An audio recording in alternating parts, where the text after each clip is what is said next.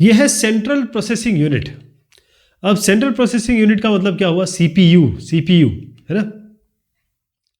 ये जो सीपीयू है, अगर आपने कंप्यूटर देखे हो, डेस्कटॉप कंप्यूटर खासतौर पे, तो उसमें इस तरीके का एक बॉक्स रखा होता है। इसी को टोटल हम सेंट्रल प्रोसेसिंग यूनिट कहते हैं। सेंट्रल प्रोसेसिंग यानी कि ये कुछ काम करने वाला है, प्रोसेस करने वाला है इन्फॉर्मेशन को। और यूनिट का मतलब ये होता है कि क्योंकि इसके अंदर एक नहीं तमाम सारी चीज़ें होती हैं। तो सीपीयू को, जैसे एक इंसान का ब्रेन होता है, तो सीपीयू को हम कंप्यूटर का ब्रेन कह सकते हैं। ओके, तो कैसे ब्रेन काम कैसे करता है? देखिए,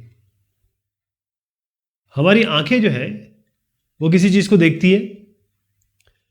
जो देखती है वो क्या देखती है? इनपुट को देखती है।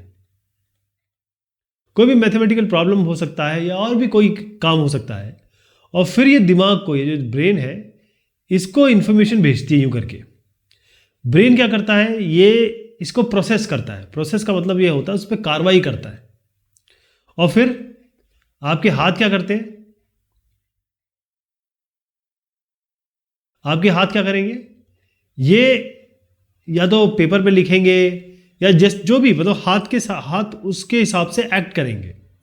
तो इसी तरीके से सीपीयू भी जो भी इंफॉर्मेशन आता है उसको प्रोसेस करता है। प्रोसेस का मतलब ये होता है फेर बदल करेगा, जोड़ेगा, घटाएगा, जो भी उस पर ऑपरेशन इन्वॉल्व होगा।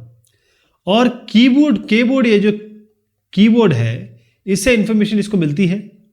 और आउटपुट कहां देता है? ये इनपुट यहां से कहां से ले रहा है? कीबोर्ड से। और आउटपुट कहां दे रहा है? स्क्रीन पे, या कहें कंप्यूटर मॉनिटर पे या प्रिंटर पे। जैसे हमारा ब्रेन, अगर मैं आपसे कहूं भाई 2+3 बताओ, तो आप फटाफट 5 बता दोगे। तो हमारा दिमाग जिस तरीके से अर्थमेटिक, अगर हम पढ़ चुके होंगे, मतलब अगर हमने ये सब पढ़ लिखा होगा, तब अर्थमेटिक हो या लॉजिकल हो, जैसे मैं आप कहूँ कि भाई ये इसका भाई है तो ये इसका क्या है ना, दोनों लड़के हैं, ये इसका भाई है तो इसका क्या है, तो बता देंगे कि ये भी इसका भाई है। ये लॉजिकल इन्फॉर्मेशन, लॉजिकल प्रॉब्लम हो गई। तो मैथमेटिकल और लॉजिकल दोनों तरीके की प्रॉब्लम ये सॉल्व कर देता है सीपीयू। तो 3 पार्ट हो गए सीपीयू के मेन। कौन कौन से पार्ट हो गए? सीपीयू के 3 पार्ट हो गए। एक तो आपका कंट्रोल यूनिट हो गया, एक आपका प्रोसेसिंग यूनिट हो गया, और एक आपका मेमोरी यूनिट हो गया। अच्छा, प्रोसेसिंग यूनिट में जो मेन आता है वो प्रोसेसर होता है ना। माइक्रो प्रोसेसर भी कहते हैं, प्रोसेसर भी कहते हैं। तो मेन प्रोसेसर होता है। लेकिन कंट्रोल यूनिट का काम होता है, जैसे मैंने आपको समझाया था कि अगर एक ये कंपनी है कि एक्स कंपनी है, तो इसमें सामने जो रिसेप्शनिस्ट बैठती है, पीछे जो मैनेजर्स बैठते हैं, इनका क्या है? इनका काम है सारा इंस्टीट्यूशन की देखरेख करना, इनको मैनेज करना। तो ये इन्फॉर्मेशन यहाँ से रिसीव होगी, इन्फॉर्मेशन आएगी, और ये किसको भेजना है, कैसे काम करवाना है, ये मैनेजर का काम है। कौन कौन से ऑपरेशन होने, तो ये कंट्रोल यूनिट का काम यही है।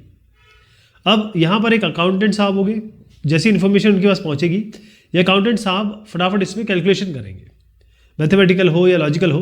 तो ये जो मैनेजर साहब हो गए, ये जो काम देते हैं अकाउंटेंट को, तो अकाउंटेंट जो काम कर रहे हैं, इनको हम प्रोसेसिंग यूनिट कह सकते हैं। जैसे हमारे कंप्यूटर में प्रोसेसर होता है, ऐसे फिर यहाँ पर एक स्टोर ऑफिसर होगा, उसको कहा जाएगा भाई ये काम कर दिया, जरा इसको स्टोर कर लो, तो स्टोर कर देगा। फिर ये कभी एक हफ्ते बाद बुलाएगा, मतलब ये अकाउंटेंट साहब बोलेंगे अरे वो मैंने आपको बताया था ना, ज़रा उसको बताना, दोबारा निकालना वो रजिस्टर को।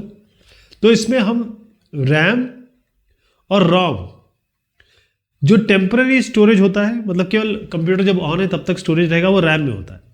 और एक बार आप परमानेंट स्टोरेज करना चाहते हैं तो वो आपके हार्ड ड्राइव में स्टोर हो जाता है, रोम में स्टोर हो जाता है। रैम होता है रैंडम एक्सेस मेमोरी, और ROM होता है रीड ओनली मेमोरी। तो रैम